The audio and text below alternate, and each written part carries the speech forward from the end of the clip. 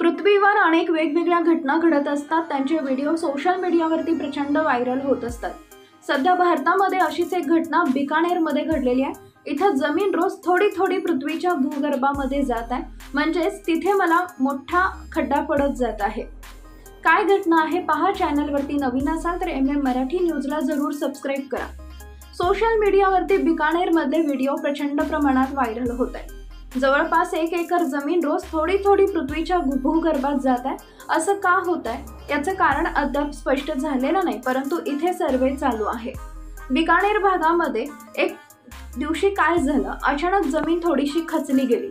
लोकांना काहीच कळालं नाही की हे कशामुळे होत आहे, परंतु त्यानंतर दुसऱ्या दिवशी तिसऱ्या दिवशी जमीन अक्षरशः पृथ्वीच्या भूगर्भामध्ये जाऊन भयंकर भला मोठा खड्डा पडला।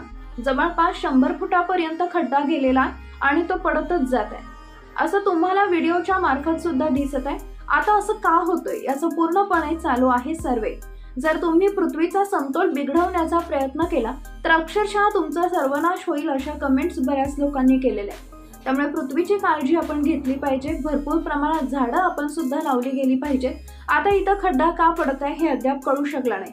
तुम्हाला याबद्दल काय वाटतं? तुमच्या प्रतिक्रिया आम्हाला कमेंट बॉक्समध्ये जरूर कळवू शकता।